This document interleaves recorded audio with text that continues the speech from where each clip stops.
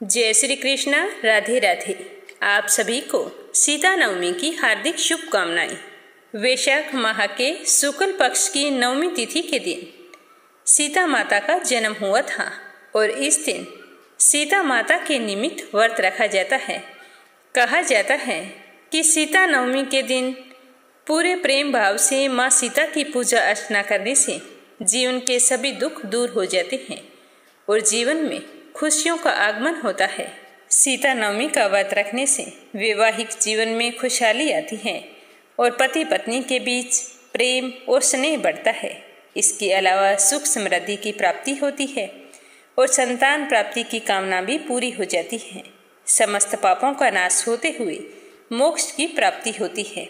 यह व्रत कुंवारी और विवाहित महिलाओं के लिए बहुत ही शुभ माना जाता है। सीता माता की पूजा अर्चना करने के साथ साथ इस दिन सीता नवमी की व्रत कथा भी जरूर पढ़नी और सुननी चाहिए। तो आप सभी बहनों के उज्जवल भविष्य की कामना करते हुए मीरा भक्ति चैनल प्रस्तुत कर रहा है सीता नवमी व्रत की पौराणिक व्रत कथा। तो प्रेम भाव से सुनना और ज्यादा से ज्यादा व्रत रखने वाली दूसरी बहनों में शेयर करना। माँ सीता आपकी सारी मनोकामनाएं पूर्ण करे। प्रेम से बोलो सीता माता की जय हो। माँ लक्ष्मी का अवतार माता सीता अपने पिछले जन्म में मुनि कुशध्वजा की पुत्री थी। नाम था वेदावती। वो बहुत ही सुंदर थी। वे भगवान विष्णु की भक्ति में हमेशा लीन रहती थी। हमेशा उन्हीं की पूजा किए रखती थी। उनका एक प्रण था कि वे विष्णु भगवान के अलावा किसी और से विवाह नहीं करेंगी। उनके पिता एक ऋषि थे। वे अपनी बेटी के इस प्रण को अच्छी तरह से जानते थे। उन्होंने कभी भी अपनी पुत्री को अपना मन बदलने के लिए विवश नहीं किया। पुत्री की इच्छा का सम्मान करते हुए उन्होंने पुत्री के लिए आए हुए अनेकों शक्तिशाली राजाओं और देवताओं के रिश्तों को ठुकरा दिया। जिन रिश्तों को वेदावती के पिता ने मना किया, उन रिश्तों में से एक रिश्ता दैत्यों के शक्तिशाली राजा शंभू का था। रिश्ते के लिए ना मिलने पर दानव शंभू ने इसे अपना अपमान समझा और अपने अपमान का बदला लेने के उद्देश्य से मौका देखकर वेदावती के माता पिता का वध कर दिया। यह देखकर वेदावती बहुत ही दुखी हुई। अपने माता पिता की मृत्यु के बाद वेदावती संसार में बिल्कुल अकेली और अनाथ हो गई। वे अपने पिता के आश्रम में रहने लगी और सारा समय भगवान विष्णु का ध्यान करने लगी। वेदावती बहुत ही खूबसूरत थी और उनकी तपस्या ने उन्हें पहले से भी अधिक सुंदर बना दिया था। एक बार लंका के राजा रावण ने उसे जंगल में भगवान विष्णु के लिए तपस्या करते हुए देखा तो वेदावती की सुंदरता पर रावण मोहित हो गया। तो वहां जाकर उसने वेदावती के समक्ष विवाह का प्रस्ताव रखा तो वेदावती ने कोई भी जवाब नहीं दिया। जवाब नहीं मिलने के कारण रावण ने वेदावती की तपस्या को भंग कर दिया और उसके बालों को पकड़कर घसीटने लगा। रावण के इस तरह के व्यवहार से वेदावती अत्यधिक क्रोधित हो गई और अपने बालों को काट दिया और रावण से कहा कि यहीं तुम्हारी आंखों के सामने मैं अग्नि में कूदकर अपने प्राणों का त्याग करूंगी। यह कहकर अग्नि में प्रवेश करते समय वेदावती ने रावण से कहा कि रावण, तूने मेरा अपमान करके अच्छा नहीं किया। अब तो मैं अपने प्राणों का त्याग कर रही हूँ, लेकिन दोबारा जन्म लेकर मैं तुम्हारे विनाश का कारण बनूंगी। कहा जाता है कि वो वेदावती ही थी जो सीता के रूप में दोबारा जन्म लिया और राम जी के माध्यम से रावण के विनाश का कारण बनी। जब वेदावती का जन्म सीता मैया के रूप में हुआ तो वे मिथिला नरेश के राजा जनक को उनके खेतों में जुताई करते समय भूमि पर मिली थी। उनकी दैविक सुंदरता से प्रभावित होकर राजा जनक ने उन्हें अपनी पुत्री के रूप में स्वीकार किया। देवी सीता को जानकी, वैदेही, मैथिली तथा अन्य नामों से भी जाना जाता है। वे राजा जनक को भूमि पर पड़ी हुई मिली थी, इसीलिए उन्हें भूदेवी की संतान भी कहा जाता है। तो ये थी सीता नवमी की व्रत कथा। सीता नवमी के व्रत से सुहागिन महिलाओं को अखंड सौभाग्य की और जाने अनजाने हुए पापों से मुक्ति मिलती है। सीता नवमी व्रत का पारण 10वीं तिथि को सुबह किया जाता है। व्रत कथा शुरू करने से पहले एक और जरूरी जानकारी मैं आपको देना चाहती हूँ। अगर किसी पति पत्नी में तनाव रहता है, ना चाहते हुए भी रिश्ते में दूरियां आ रही है, तो पत्नी को राज किशोरी का पाठ नवमी से लेकर पूर्णिमा तक कभी भी आप शुरू कर सकते हैं। शुरू करें। शुरू करने के बाद में नियमित रूप से हमेशा सुबह या शाम को एक बार इसे अवश्य पढ़ना या सुनना चाहिए और अपने मंगल जीवन की कामना करनी चाहिए। इससे रिश्ते में फिर से मधुरता लौट आती है। राजकिशोरी का पाठ करने वाली औरत हमेशा अपने पति की प्रिय होती है। अगर आपने सीता नवमी का व्रत रखा है तो दशमी के दिन आपको इसका पारण करना है। पारण से पहले नहा धोकर साफ कपड़े पहने और फिर भगवान श्री राम और माता सीता की पूजा करें और हाथ जोड़कर कहें कि हे माँ, मैंने पूरी श्रद्धा से और सच्ची भक्ति से आपका व्रत रखा है। इसमें फिर भी कोई जाने अनजाने भूल हो गई हो तो मुझे क्षमा करें और अपने मंगल जीवन की कामना करते हुए व्रत कथा सुने। एक कथा के अनुसार कहा जाता है कि माता सीता लंकापति रावण और मंदोदरी की बेटी थी। माता सीता अपने पिछले जन्म में वेदवती नाम की बहुत ही सुंदर लड़की थी। वेदवती विष्णु जी की परम भगत थी और उन्हें पति के रूप में पाना चाहती थी, इसीलिए उन्होंने शादी भी नहीं की थी।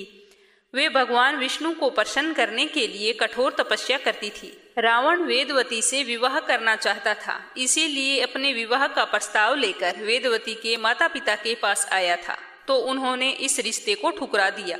तो रावण को बहुत ही गुस्सा आया और गुस्से में उसने वेदवती के माँ बाप की हत्या कर दी। इससे वेदवती अकेली हो गई, बहुत ज्यादा दुखी हुई, परंतु वो अपनी विष्णु तपस्या में लीन रहती थी। एक दिन रावण वहां से निकलकर जा रहा था जहां वेदवती तपस्या कर रही थी और वेदवती की सुंदरता को देखकर रावण उस पर मोहित हो गया।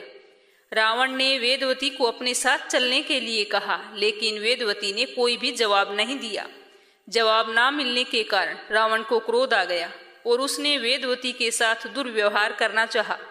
रावण के स्पर्श करते ही वेदवती ने खुद को भस्म कर लिया और रावण को श्राप दिया कि वह रावण की पुत्री के रूप में जन्म लेगी और तुम्हारी मृत्यु का कारण भी बनेगी। कहा जाता है कि कुछ समय बाद मंदोदरी ने एक कन्या को जन्म दिया, लेकिन वेदवती के श्राप से भयभीत रावण ने जन्म लेते ही उस कन्या को सागर में फेंक दिया, जिसके बाद सागर की देवी वरुणी ने उस कन्या को धरती की देवी पृथ्वी को सौंप दिया और पृथ्वी ने उस कन्या को राजा जनक को कुछ इस तरह से सौंपा। वाल्मीकि रामायण के अनुसार एक बार मिथिला में पड़े भयंकर सूखे से राजा जनक बहुत ही परेशान हो गए थे। तब इस समस्या से छुटकारा पाने के लिए उन्हें एक ऋषि ने यज्ञ करने और धरती पर हल चलाने का सुझाव दिया। तो ऋषि के सुझाव पर राजा जनक ने यज्ञ करवाया और उस यज्ञ के बाद राजा जनक धरती को जोतने लगे। तभी उनके हल की नोक किसी चीज से टकराई। राजा जनक ने देखा तो एक खूबसूरत सा संदूक था। उसे खोला तो उसके अंदर एक सुंदर कन्या उन्हें मिली। तो राजा जनक के कोई संतान नहीं थी, इसीलिए उस कन्या को हाथ में लेकर उन्हें पिता के प्रेम की अनुभूति हुई। राजा जनक ने उस कन्या को सीता का नाम दिया और उसे अपने पुत्री के रूप में अपना लिया। इस तरह माता सीता रावण के घर जन्म लेकर राजा जनक की बेटी बनी। उसके बाद राजा जनक ने सीता का पालन पोषण किया और उनका विवाह भगवान श्री राम के साथ संपन्न करवाया। बाद में कैकेयी के कहने पर राजा दशरथ ने भगवान श्री राम को 14 वर्षों का वनवास दिया। तो उस वनवास में सीता मैया और लक्ष्मण भी साथ गए थे। तो वनवास के दौरान रावण ने सीता माता का अपहरण कर लिया, जिसके कारण भगवान श्री राम ने रावण का वध किया और इस तरह से सीता रावण के वध का कारण बनी थी। तो आइए अब सुनते हैं सीता नवमी के व्रत से जुड़ी हुई पौराणिक व्रत कथा। कथा के अनुसार मारवाड़ क्षेत्र में एक वेदवादी श्रेष्ठ धर्मधुरीण ब्राह्मण निवास करते थे। उस ब्राह्मण का नाम देवदत्त था। उस ब्राह्मण की पत्नी बड़ी ही सुंदर रूप गर्विता थी। उसका नाम शोभना था। ब्राह्मण देवता जीविका के लिए अपने गांव से अन्य किसी गांव में भिक्षा के लिए गए हुए थे। तो पीछे से शोभना ब्राह्मणी कुसंगत में फंसकर व्याभिचार में प्रवृत्त हो गई। अब तो पूरे गांव में इस निंदित कर्म की चर्चाएं होने लगी, परंतु उस ब्राह्मणी पर इस बात का कोई भी असर नहीं हुआ। जब गांव वालों ने इस बात का विरोध किया तो उस दुष्टा ने पूरे गांव को ही जलवा दिया। दुष्कर्मों में रत रहने वाली वह दुर्बुद्धि जब मरी तो उसका अगला जन्म चंडाल के घर में हुआ था। पति का त्याग करने से वह चंडालनी बनी। गांव को जलाने से उसे भीषण कुष्ठ रोग हो गया तथा व्याभिचार कर्म के कारण वह अंधी हो गई। इस तरह से उसने अपने कर्मों का फल भोगना शुरू कर दिया। इसी प्रकार वह अपने कर्म के योग से दिनों दिन दारुण दुख को प्राप्त करती हुई देश देशांतर में भटकने लगी। एक बार वह देवयोग से भटकती हुई कौशलपुरी नगरी पहुंच गई। संयोगवश उस दिन वैशाख मास के शुक्ल पक्ष की 9वीं तिथि थी, जो समस्त पापों का नाश करने वाली थी। सीता नवमी के पावन उत्सव पर भूख प्यास से व्याकुल वह दुखियारी कुछ इस प्रकार प्रार्थना करने लगी कि हे सज्जनों, मुझ पर कृपा करके मुझे कुछ सामग्री प्रदान करो, मैं भूख के मारे मर रही हूँ। ऐसा बोलते हुए वह स्त्री श्री कनक भवन के सामने बने 1000 पुष्प मंडित स्तंभों से गुजरती हुई उसमें प्रविष्ट हुई।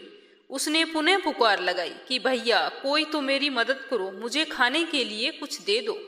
तो इतने में एक भगत ने उससे कहा कि देवी, आज तो सीता नवमी है, भोजन में अन्न देने वाले को पाप लगता है, इसीलिए आज तो अन्न नहीं मिलेगा। कल पारना करने के समय आ जाना, पूजा पाठ करने के बाद ठाकुर जी का प्रसाद भर पेट मिलेगा। किंतु वो तो नहीं मानी, वो बुरी तरह से विलाप करने लगी। तो भगत को उस पर दया आ गई। उसने जल में तुलसी मिली हुई थी, वो पानी उसको पीने के लिए दे दिया। पानी पीते ही वह पापिन, भूखी तो थी, वो मर गई। किंतु इसी बहाने जाने अनजाने उसे सीता नवमी का व्रत पूरा हो गया। अब तो परम कृपालिनी सीता मैया ने उसे समस्त पापों से मुक्त कर दिया। इस व्रत के प्रभाव से वह पापिनी निर्मल होकर स्वर्ग लोक में आनंद पूर्वक अनंत वर्षों तक रही। उसके पश्चात वह कामरूप देश के महाराज जय सिंह की महारानी कामकला के नाम से विख्यात हुई। वहां पर उसने अनेक देवालय बनवाई, जिनमें जानकी रघुनाथ की प्रतिष्ठा करवाई। इस दिन जानकी स्तोत्र, राजकिशोरी, रामचरितमानस आदि का पाठ करने से मनुष्य के सभी कष्ट दूर हो जाते हैं। अतः सीता नवमी पर जो भी श्रद्धालु सच्ची श्रद्धा से माता जानकी की पूजा अर्चना करते हैं, उन्हें सभी प्रकार के सुख सौभाग्य की प्राप्ति होती है। बोलो सीता मैया की जय हो। बोलो सियावर रामचंद्र भगवान की जय हो।